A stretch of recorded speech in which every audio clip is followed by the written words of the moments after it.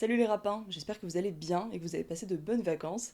On se retrouve aujourd'hui pour une balade au sein du parc naturel régional du Luberon, un massif montagneux peu élevé situé entre le département des Alpes de Haute-Provence et du Vaucluse. Cette région est célèbre notamment pour son paysage coloré époustouflant, le Sentier des Ocres, un chemin balisé situé au pied du village de Roussillon. Mais ne vous méprenez pas, à l'instar du Colorado provençal, au village de Rustrel, à seulement 20 km de là, ces paysages ont été façonnés artificiellement par l'homme depuis le XVIIe siècle. Il s'agit en réalité de carrières d'extraction de l'ocre, une roche allant du jaune au rouge, utilisée dans la composition de nombreux objets du quotidien. Plus largement exploitées lors du pic industriel du XIXe siècle jusqu'au XXe siècle, ces carrières finiront par être progressivement abandonnées avant d'être réclamées par la nature et les curieux en quête d'inspiration et d'évasion locale. Comme je l'expliquais dans mes dernières vidéos, j'ai profité d'une excursion dans le coin pour visiter ce fameux sentier des ocres que je ne connaissais toujours pas, ce qui est un comble, vous en conviendrez, pour une chaîne sur les techniques artistiques.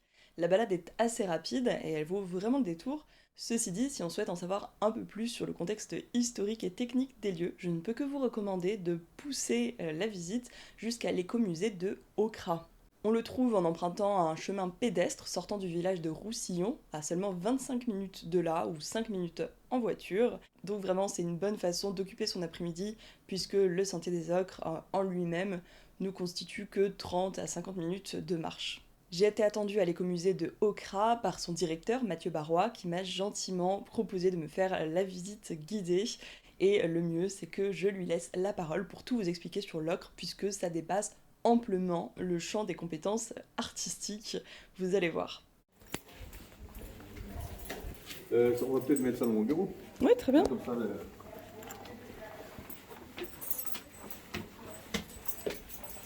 Donc voilà, donc ici on est à l'usine Mathieu, donc c'est une usine qui a été construite en 1921, qui a eu, donc on va fêter cette année les 102 ans.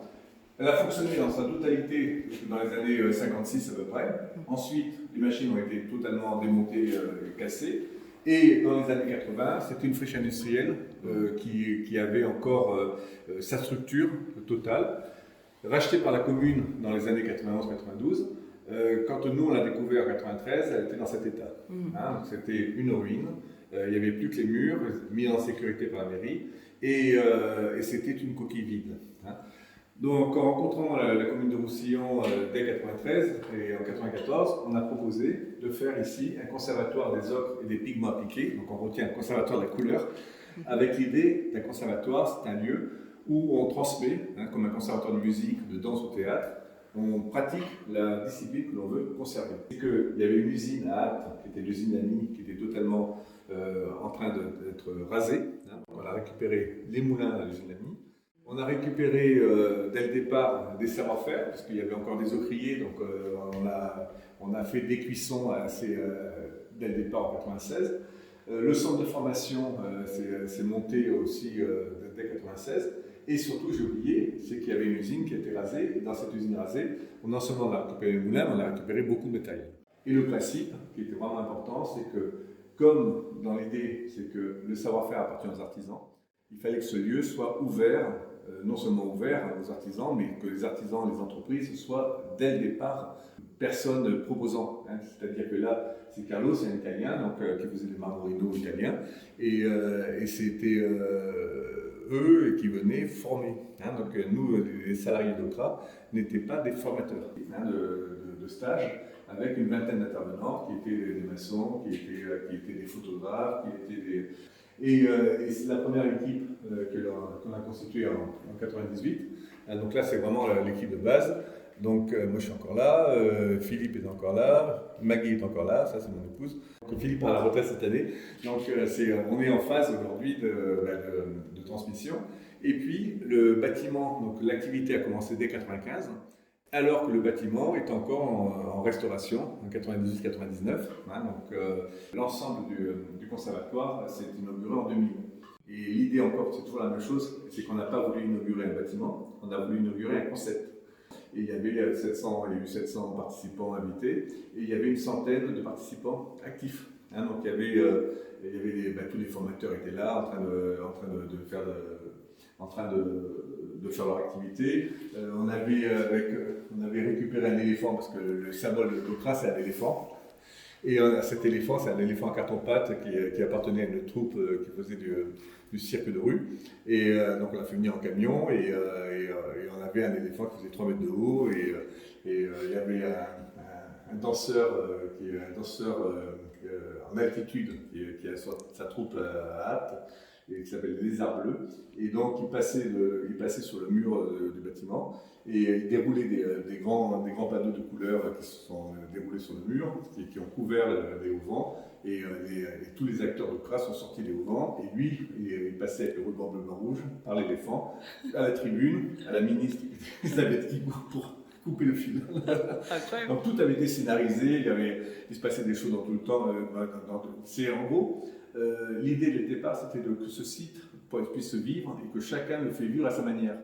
Et si on s'est installé ici en 93 à 94, c'est qu'on a identifié plusieurs éléments. Il y avait un producteur d'ocre, donc ça c'était important. Donc ça veut dire que le savoir-faire au crier était maintenu. Il y avait des artisans, on a rencontré à l'époque Vincent Tripart, qui lui était un artisan qui utilisait l'ocre et qui faisait vraiment énormément de décors. Il a même fait une exposition ici de façon sauvage. Il y avait un parc naturel régional de Luberon.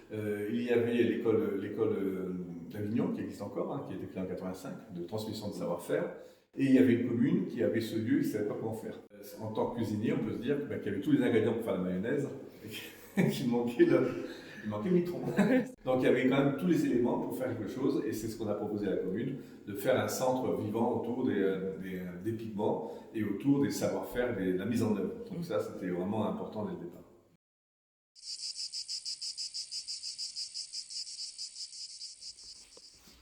Donc voilà, donc tout ça, c'est du décor. Hein. C'est bien de le dire, non, c'est magnifique. Pour les conservateurs de musée, c'est du décor. Oui, c'est la reconstitution. Voilà. Le mobilier, c'est un mobilier qu'on a récupéré à Bolène, c'est une ancienne droguerie, et qui s'appelait Roman. Ça fait partie, c'était le comptoir, donc c'était une belle pièce. Et donc on avait repeint. Donc ça, c'est ce que les gens voient au Sentier des Ocres. Donc le niveau de la mer est ici. Donc aujourd'hui, les gens ont du mal à concevoir qu'ils sont en dessous du niveau de la mer à 100 millions d'années. Sur le sol calcaire se déposaient des sables qui venaient du Massif central, qui venaient des Cévennes. Et il y avait très peu d'eau, 10 mètres d'eau, beaucoup de lumière, beaucoup d'animaux. Ces animaux vont faire des déchets organiques, des déjections. Et ces déchets organiques vont colorer le sable. Ça s'appelle la glauconie, c'est une couleur verte. Donc c'est une matière d'origine organique qui contient du fer. Première étape. Deuxième étape, remontée du continent africain. Ça sort de l'eau, climat très chaud, très tropical. Lessivage, évaporation, lessivage, évaporation. Et cette glauconie va se transformer dans un produit que tout le monde connaît qui s'appelle le kaolin. Mais le kaolin est blanc en principe, sauf qu'il y a du fer au départ, et le fer va s'oxyder. Et les oxydes de fer, ça va être 2 couleurs, jaune et rouge. L'endroit où l'eau circule, ça devient jaune, l'endroit où l'eau ne circule pas, ça devient rouge.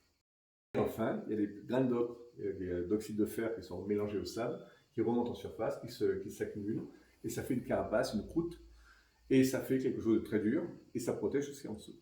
Donc s'il n'y avait pas eu cette triple événement, il n'y aurait pas d'ocre aujourd'hui. Et ça, ce n'est pas de l'ocre, c'est du sable avec de l'ocre. Ici, il n'y a que 5 à 15% d'ocre, tout le reste est du sable. Donc c'est pour ça qu'on doit l'amener à l'usine pour pouvoir le laver. Donc voilà, en gros, la nature fait 2 couleurs en 20 millions d'années. Donc aujourd'hui, quand je fabrique de l'ocre à partir du minerai, j'ai une couleur qui est stable depuis 60 millions d'années. Et puis en 1929, on a fabriqué 40 000 tonnes d'ocre, donc ça permet de dire que si on fait la moyenne à 10%, on a pris 400 000 tonnes de sable. Et ça veut dire que 400 000 tonnes par an. Donc le paysage est un paysage totalement industriel. Et la grande difficulté que nous on a, c'est que tous les gens voient le paysage, et pour eux c'est un paysage naturel. C'est les carrières qui ont embelli le paysage, qui est aussi un paradoxe. Comme cette usine d'ocre. Oui, mais cette usine... Magnifique, reconstituée par l'homme. Donc, mais là, voilà, là on voit plus, mais là on voit plus tellement la trace humaine. Et donc ça s'est effondré, oui. Et donc c'est très fragile. Ça, on sait que ça va s'effondrer. D'ici 50 ans, ça va tomber. Ça, 50 Oui, parce que ça s'est tombé il y a 35 ans. Nous, on a été centre de formation pendant 25 ans, avec cette idée, toujours la même idée sur la transmission des savoir-faire. Et sur la question des savoir-faire, c'est d'expliquer aussi, c'est que quand on est dans un système artisanal, le savoir-faire est dans la main et dans la tête de l'artisan. C'est-à-dire que Il a appris les choses par compagnonnage, par enseignement. Et en même temps, il a l'expérience. Il sait que c'est quand il a une maison au plein nord, il va doser un peu plus fort parce qu'il y a des intempéries, il y a du vent, il y a des pluies. Quand il va faire un décor, le sous-bassement va être traité différemment parce que la pluie va remonter. Donc en gros, tout ce savoir-faire, c'est un savoir-faire qui est transmis. Mais c'est lui qui l'a. Alors que quand on part dans un savoir-faire dans un pot, je lui demande un certain nombre de choses. Je lui demande que la couleur soit la même que celle du pot à côté. Je lui demande que ça tienne un certain nombre de temps. Je demande des qualités techniques. Donc en fin de compte, le savoir-faire, il existe, mais il est partagé par un certain nombre de personnes. Il va y avoir celui qui est le producteur, donc le patron, c'est lui qui va mettre beaucoup plus d'argent au départ pour mettre en place le produit. Donc avant que vendre un pot, il va dépenser une somme importante. Le produit qui arrive sur le marché va être plus cher parce qu'il donne des garanties à l'applicateur. Et en même temps, on s'aperçoit que les produits qui arrivent, qui sont de bonne qualité industrielle, ça va éventuellement permettre d'avoir des applicateurs et pas forcément des artisans, donc des gens qui ont un savoir-faire un peu moins développé. Et donc, la chose s'est déplacée. Le savoir-faire qui était entre la main de l'artisan et dans le cerveau de l'artisan, il va se répartir sur une chaîne et le produit n'est plus le même. Donc, on ne parle pas de la même chose. C'est qu'on dit toujours, oui, mais les artisans sont beaucoup plus chers. Non, les artisans, ils apportent quelque chose que n'apporte pas forcément le produit. Et en même temps, c'est deux choses totalement différentes. Donc c'est pour ça que c'est important d'en parler, parce que souvent, on ne comprend pas pourquoi il y a une différence de prix alors que c'est une différence d'échelle. Et c'est une différence de qualité au final. Des exemples, une fois en rangeant, il y a une peinture à l'huile qui tombait sur le sol. Elle s'est ouverte, on l'a nettoyée avec la termentine, il n'y a pas une tache sur le sol. Preuve. Non, mais ça veut dire qu'aujourd'hui, dans les peintures industrielles, c'est pas du tout le même cas. Mais tout le monde en connaît des exemples comme ça. C'est qu'avant, vous aviez les étiquettes de vin, vous les mettiez dans l'eau et elles décollaient, parce qu'elles décollaient avec la gomme arabique. Donc aujourd'hui, avec les acryliques, ça ne décolle plus. Là, on remonte beaucoup plus loin. Là, on est sur l'usage humain. Donc on est en milliers d'années. Et c'est à Nice qu'on a trouvé les morceaux d'ocre les plus anciens au monde, 380 000 ans. Et ce qui est intéressant, c'est que jusqu'aux Romains et aux Grecs, en gros, il n'y a que 3 couleurs. Ocre jaune, ocre rouge et noir. Après, il y a du minéral, il y a du végétal, il y a de l'animal, il y a le noir d'os. Et donc ça veut dire que l'ocre font les 2 tiers des couleurs de la préhistoire. Et c'est la période la plus ancienne, la plus longue de la création. Et c'est avec les Grecs et les Égyptiens qu'on a beaucoup plus de nouveaux produits qui arrivent, des produits qui sont artificiels. Le bleu égyptien, c'est un bleu artificiel qui n'existe pas en tant que tel dans la nature. Et puis, on a toujours utilisé l'ocre. Et cette fameuse période industrielle, qui a moins de 200 ans, c'est que l'ocre est utilisé en tant que charge minérale colorante. Donc ça, c'est un terme qu'on emploie à toutes les visites, qui est un peu technique, mais c'est important parce que c'est vraiment tout le cœur de l'histoire de l'ocre. C'est quand on fait un produit industriel, quand on fait du caoutchouc, 1 kg de EVA, latex, ça fait que 5 kg de caoutchouc. Donc 1 pour 5, c'est-à-dire qu'on rajoute des matières minérales qui vont faire le corps du produit. Et comme l'ocre, c'est une argile parfaite, les kaolins, et en même temps c'est une jolie couleur, tout le caoutchouc du 19e est rouge. Chambre à voiture de vélo, les bottes en caoutchouc, les courroies, les rondelles de Pokov-Tchersovic au début 20e, le parfait. Tout ça, la couleur vient de l'ocre. Et ça va être exporté dans le monde entier. Il y a aussi d'autres produits, on va retrouver le linoléum, l'huile de lin, toile de jute, poudre de bois, poudre de liège, la résine et de l'ocre. Que des produits naturels, le lino, il est jaune foncé et rouge. Les gens ça ne perçoivent pas, sauf qu'ils sont habitués. C'est qu'à un moment, les chambres à voiture, on va trouver que le carbone c'est mieux pour l'utiliser. C'est pas forcément moins cher, mais c'est plus pratique et ça convient mieux, donc ça va changer de couleur. Les rondelles de Pokov-Tchersovic, elles restent rouges parce que c'est une couleur qui est devenue culturelle. Couleur technique au départ, devenue couleur culturelle, et quand c'est culturel, c'est beaucoup plus difficile de changer les habitudes. Ça inspire confiance. Exactement. Alors que si on avait des rondelles bleues ou noires, elles sont pas étanches. Les rondelles elles peuvent être aussi blanches. Parce que blanc, c'est comme pour les filtres à cigarettes. Blanc, c'est la pureté. On est encore dans l'histoire des couleurs, des usages. C'est que tout ça, ça permet d'expliquer un certain nombre de choses. Et la fin industrielle de l'ocre. Donc là, ce sont des vrais pochoirs qu'on mettait sur les tonneaux pour marquer plus rapidement les destinations. Donc, les 3 dates de la fin de l'ocre. La première, c'est politique, c'est Moscou. Donc avec la révolution russe, le marché russe se ferme. Deuxième date que tout le monde connaît, c'est la crise économique. Donc en 29, 10 ans après, on se retrouve avec des pays complètement des exportations déstructurées. Et en 1925, au lieu de faire de l'ocre à partir de minerai, je prends du fer, je l'oxyde et je fais directement mon oxyde de fer. Mais la couleur que j'obtiens, elle s'appelle ocre. Donc quand j'achète une peinture aujourd'hui, elle est de couleur ocre, il n'y a plus d'ocre dedans, au niveau du matériau. Hein. Et l'ocre, c'est quoi? C'est ça. Donc là, vous avez les petits, ce qu'on appelle ça, c'est la gluite, et qui donne cette couleur jaune. Et ce que l'on voit au milieu, la plus grosse partie, 75% d'un grain d'ocre, c'est fait par de l'argile.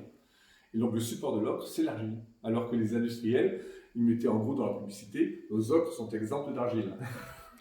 C'est une argile colorée.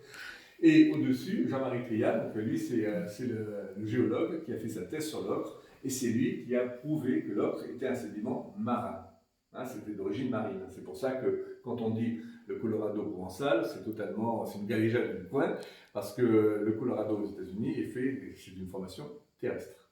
Hein. Et donc la petite histoire, c'est que dans un film, on le voit, c'est que si le maire d'Australie aurait dit un jour mais si les Américains ils ont le Colorado, c'est quand même nous qui avons donné la maquette. C'est provençal. Bien sûr. Écoutez, les Américains ont sauvé le monde, alors on peut apporter quelques petites choses aussi. On peut ouvrir. Hein. Hop. Ça, c'est le premier moulin qu'on a remonté. Et là, la lumière est toujours importante pour les ocres. Hein. C'est que dès qu'on va voir la lumière directe, ça écrase un peu la couleur. Alors que quand on est en lumière indirecte, je ne sais pas forcément si on le voit bien si, je comprends. En le captant, mais voilà, ça donne alors cette pièce ambiance, elle peut être très très orange ou elle peut être très très rouge. C'est ça. Ça, j'ai récupéré aussi. Génial. Et la voie arrière, elle est devenue dure. Elle n'en prend pas tout. Elle est devenue dure comme la pierre. Mais là, elle est colorée par la poussière, pas par le... Elle est vraiment rouge, net. D'accord. Ah non, tout le pneu est... On a l'authentique qu'on voit plus jamais, quoi. Et non. Elles ont tout été remplacées. Ce qui est amusant, c'est que quand on explique aux gens, et on leur dit, mais quand vous avez des élastiques quand ils sont vieux, oui, ils sont cassants mes élastiques. Pourquoi? Parce que dans un élastique, le principal élément, c'est la charge minérale. Donc ça redevient le minéral au bout de 100 ans, c'est logique. Il y a du minéral, du végétal, et au final, ce qui reste, c'est le minéral. Voilà, donc là on est dans l'ocre pur. Hein. Donc ça, c'est très coloré, c'est très riche, c'est très doux, hein, puisque c'est vraiment le kaolin. Et la particularité de l'ocre jaune, quand on la cuit, elle devient rouge. Hein. Donc là, on a la même matière, oxyde ferreux, oxyde ferrique. Alors pourquoi dans les carrières, il y a le rouge? Vous pouvez revenir un petit peu là-dessus? Parce que ce qui se passe, c'est que ce que j'expliquais, c'est que l'endroit où l'eau circule, ça forme un oxyde ferreux, à température ambiante en 20 millions d'années. Ici, cette molécule contient OH dedans, c'est OH, FeOH 2 fois. Et quand on la cuit, en cuisson oxydante, avec l'oxygène, c'est pour ça que le four n'est pas fermé, avec l'oxygène, l'oxyde ferreux devient ferrique, Fe2O3. Donc là, c'est un four comme ça change la couleur en 36 heures, un jour et demi.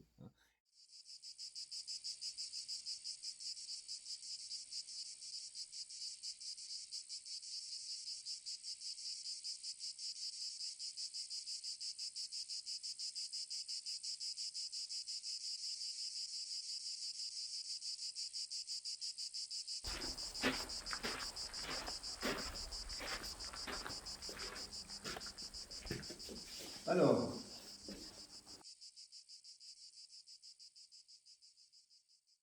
on a tout ce qui s'est passé dans cette usine entre 1880 et 1901. Et on a à chaque fois le nom du client, et on a la destination, la ville, donc Berlin. Et donc les feuillets 78, 346, 446. Et si je prends le 446, voilà, donc un Telweiler, c'est bien le nom qu'on a vu tout à l'heure. Alors c'est très très intéressant aussi de voir les dates. De temps en temps, on s'aperçoit que ça a traversé l'Europe en très peu de temps. Alors qu'à l'époque, tout se faisait par... À l'époque, il y avait toutes ces histoires de prix.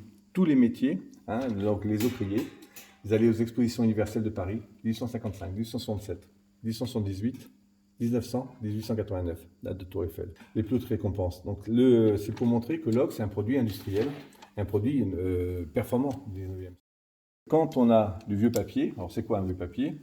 C'est le papier en tête du grand-père, hein, puisqu'il s'appelait Joseph et que maintenant ça s'appelle Camille, Mathieu et Thomasin, donc le papier il ne sert plus à rien. Donc on va le découper en deux, on ne le jette pas, on ne rejette rien, et on s'en sert soit pour faire les petits sachets, soit pour faire cette reliure, hein, reliure qui est datée. Hein, donc là, on est en octobre 1895 et on a l'heure de travail des ouvriers. Donc Hugues Jacques, il a commencé à 5 h du matin, puis il a fini à 7 h du soir, il a travaillé 12 heures cette journée-là. Il a travaillé 6 jours par semaine, voire 7. Là, il a même travaillé 6 heures le dimanche. Et à la fin, le 15 du mois, il était à 157 heures, et à la fin du mois, il était à 311 heures. Il y a père et fils en plus, ou frangin. Ce que j'ai pour les journées patrimoine, c'est de prendre tous ces noms-là et de les afficher, et pour essayer de retrouver, en tout cas les familles, parce que même s'ils marchaient beaucoup, ils étaient au maximum 10 km. C'est des gens du coin, oui. Voilà, alors après, voilà, donc ça c'est un projet en cours. Ici, on a le nom du jaune clair lavé supérieur. Et on a la recette, 13 brouettes du 50, 10 du Jean-Jean, le Jean-Jean c'est un endroit, un mot, et une rouge du 51. Et donc ça s'appelle supérieur, il est envoyé à Bartels, donc l'un des clients, le 31, donc là il manque l'année, mais généralement il y a toujours l'année, hein, donc 9 février 1901, et on garde en archive, et ça, on peut l'ouvrir. Et quand on l'ouvre, on a exactement la couleur du pigment qui était à l'époque, qui a été mis à l'époque, hein, donc si on en prend un peu, alors ça évidemment... C'est un moment là, oui. J'ai de la chance. Hein, voilà, donc voilà, ça c'est un pigment qui date de... Ah bah oui, mais celui-là, il n'a pas mis l'année, ça, ce niveau de Bartels. On va pas le dire. Donc, de la préhistoire. C'est un pigment, de toute façon, c'est des échantillons qui ont 130 ans, ça. Hein. C'est très stable, contrairement à un rouge ou un vert qu'on aurait pu virer. De toute façon, le pigment est stable, mais c'est surtout, ça permet de refaire la couleur. Bien sûr. Hein, puisque si d'une année sur l'autre, le 50 il a bougé, parce que d'une année sur l'autre il peut un peu bouger, à ce moment-là on va le rectifier, on va en mettre un peu moins, on va changer la... Et donc ça c'est le patron qui faisait la couleur. Hein, c'était vraiment un travail, il faut avoir l'œil un peu exercé. Donc voilà, quand cette industrie va s'arrêter à Roussillon, le village lui va s'ouvrir au public, aux touristes, et les premiers qui vont découvrir comme d'habitude ça va être les intellos. Pour Roussillon, il va y avoir deux conjonctures, il va y avoir un jeune roussillonnais qui va faire ses études à Paris et qui va fréquenter les milieux du théâtre, les milieux un peu interlopes. Tiens. Voilà. Qui voilà Qui on voit. Dédicacé. Et oui, parce que 1934, il crée l'office de tourisme à Roussillon. Hein. Ah là là. Et donc, et à partir de 1947, il y a le Festival d'Avignon. Dans les années 50, un groupe de jeunes d'ici, des jeunes parisiens, qui ont créé les Cahiers du Carrefour de Provence, qui ont créé Rythme et Couleurs à Roussillon, avec l'idée qu'il y a deux endroits où il y a de la pensée créative en France, sur le grand boulevard parisien et sur le chemin poussiéreux de Roussillon, en toute simplicité. Nous, vraiment, le projet, c'était vraiment conservateur de la couleur. Avec les lois sur la formation qui ont changé, ça devenait compliqué. Et puis, on avait accumulé énormément d'objets depuis 20 ans. Et donc, comme on a décidé, pour des raisons techniques et administratives, d'arrêter la formation professionnelle pour adultes en 2019, et que la Fédération des écomusées était à Marseille, donc on s'est rapproché d'eux. On a été refusé, parce qu'on était une coopérative, et que pour eux, évidemment, quand on nous refuse, c'est beaucoup plus intéressant, on s'accroche. Et on a été accepté en 2022. Donc maintenant, on fait partie de la Fédération des écomusées. Un cheminement, parce qu'on est toujours sur ce fil, cette notion de fil d'Ariane, hein, le savoir-faire, c'est quand même fragile, et qu'à un moment, ça peut se rompre, et on se retrouve à retrouver les savoir-faire en prenant les peuples premiers. C'est des choses qui continuent à se faire, parce que le lien n'a pas été rompu. Voilà, petite introduction. Merci beaucoup, petite introduction. Faire en 2h30 ans, c'est déjà pas mal. Franchement, ouais, un grand merci.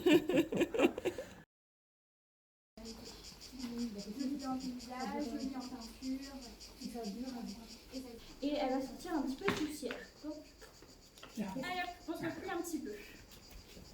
Je ne vais pas l'allumer longtemps, rassurez-vous. Préparez-vous au bruit aussi. Ça va faire du bruit alors. Donc la première partie de la machine, donc ici il y a une réserve de grains, de morceaux, qui vont être amenés jusque dans la machine par l'élévateur à godets. Vous vous souvenez de la grande ceinture avec les godets. Première partie, élévateur à godets. Deuxième partie.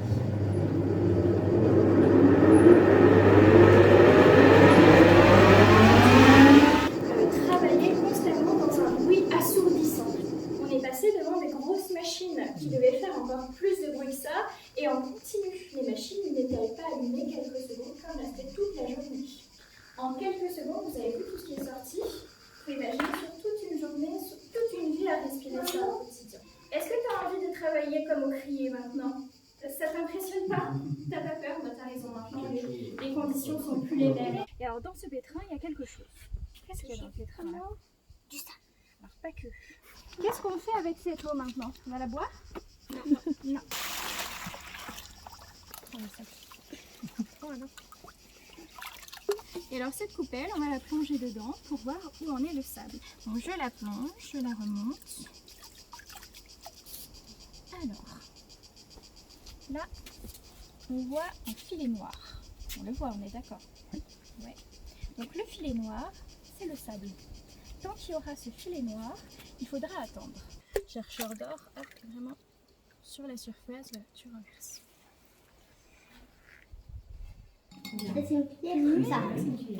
J'ai bien du café. C'est fait 1,50 €. Ah ouais, tu en as faire, hein? T'as raison, à la machine, c'est cher le café. Hein. Ouais. Je filme juste tes petites mains parce que tu travailles bien. D'accord. Comme ça, j'aurai un tutoriel pour chez moi. Et que cette première part aille jusqu'à la moitié à peu près. On va loin. Alors on fait pareil de l'autre côté. Alors il fallait aller loin parce que les deux doivent se chevaucher. Ça doit monter l'un sur l'autre. Super. Rapide, montre. Oh, Trop bien. ça tâche. Ça tâche. Là, même à l'eau froide, tout ce qu'on veut, ça part pas. Donc vous faites attention. Tu poses le stylo d'abord. Non, normal. Voilà. Voilà. Tu- Parfait. Ouh. Ça va ici s'être rempli.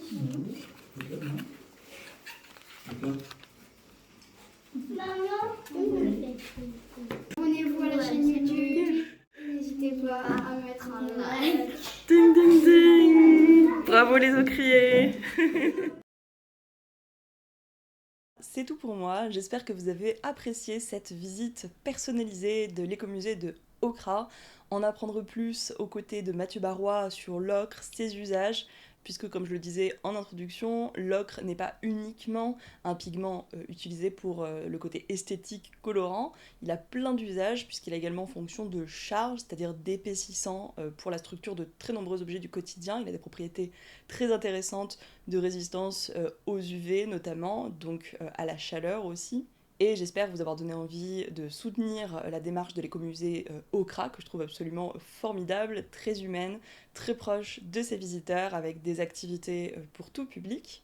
Et cette vidéo n'est que la pointe de l'iceberg, il y a vraiment beaucoup à dire encore sur le sujet. Et évidemment, rien ne remplace l'expérience tactile de toucher soi-même l'ocre, de devenir l'apprenti ocrier du jour. Et j'en profite pour dire merci aux petits ocriers du jour et leurs familles qui ont accepté de m'incorporer à leur visite et d'être filmés pour illustrer cette vidéo. Il se trouve que j'ai un compte Patreon sur lequel vous avez accès à des bonus, des contenus plus longs. Donc je mettrai la version longue de la visite avec Mathieu Barrois sur mon compte Patreon. C'est ma façon de dire merci aux mécènes qui m'ont notamment permis d'acheter ce micro et le second micro que j'utilise pour le podcast, d'améliorer en bref les conditions de tournage de la chaîne. Donc merci à vous. C'est l'équivalent vraiment d'une conférence personnalisée, hyper ludique avec Mathieu Barrois. Vous allez apprendre plein d'autres choses sur les pigments, les couleurs, leurs usages. On parle aussi de bleu. Et c'est le moment de faire une petite transition. Et je profite de la mention de cette couleur pour rebondir et vous dire donc en avant-première que j'aimerais réitérer cette expérience de vlog, puisque si vous avez donc suivi les dernières vidéos de la chaîne, cette partie sur Okra, l'écomusée des ocres, faisait partie d'un triptyque donc de 3 vidéos de vlog. Les 2 premières accessibles sur ma chaîne YouTube retraçaient mon séjour dans une abbaye cistercienne, abbaye que vous m'avez aidé à choisir avec les abonnés donc du compte Instagram de l'Opératorium. Et donc j'ai prolongé avec cette visite ensuite au sein donc d'Okra, un lieu vivant aujourd'hui pour faire connaître le patrimoine de l'ocre en Roussillon. L'idée serait donc de refaire la même chose mais dans une autre région et j'ai m'avisé sur la région du Tarn puisque le Tarn a été très longuement connu comme pays de cocagne. Hein, l'expression pays de cocagne que vous connaissez bien probablement désigne encore aujourd'hui de façon affective un lieu, une terre qui est très fructueuse, très riche, puisque dans le Tarn, il y a eu une longue tradition, un héritage de la production du bleu de Lectoure, qui était connu dans le monde entier, exporté dans le monde entier, et qui a fait la richesse donc de cette région. Et j'aimerais beaucoup vous accompagner, encore une fois, avec moi, à la rencontre donc des acteurs qui maintiennent aujourd'hui le savoir-faire de la production et de la récolte du bleu de Lectoure, et si possible combiner encore une fois une semaine de visite avec un séjour insolite, hors du temps, un séjour lent, en pleine nature si possible, qui ferait selon moi sens avec cette rencontre avec des artisans et des acteurs locaux du patrimoine. Si ce projet vous intéresse, eh bien n'hésitez pas à le dire tout simplement en commentaire, à me faire des suggestions comme vous l'avez fait pour le choix de l'abbaye cistercienne, si vous savez où je peux séjourner, voilà, si vous connaissez un lieu qui remplit ces critères, si vous voulez m'inviter dans vos musées, vos productions de bleu de Lectoure, eh bien je n'ai pas encore commencé à démarcher, à contacter les personnes qui pourraient m'accueillir. Donc voilà, je pose ça là, cette petite graine, en espérant qu'elle devienne eh bien, une belle plante tinctoriale et que je puisse vous emmener avec moi à la cueillette l'année prochaine. Sur ce, je vous remercie d'avoir regardé cette vidéo, j'espère que ça vous a plu. N'hésitez pas comme toujours à mettre un petit like, un petit commentaire, à partager cette vidéo avec quelqu'un qui pourrait apprécier ce contenu. Et d'ici à une prochaine vidéo, je vous souhaite une très bonne rentrée et je vous fais moult petits grès.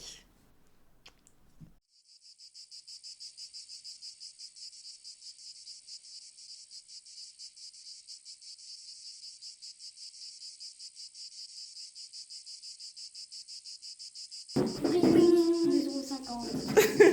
Merci.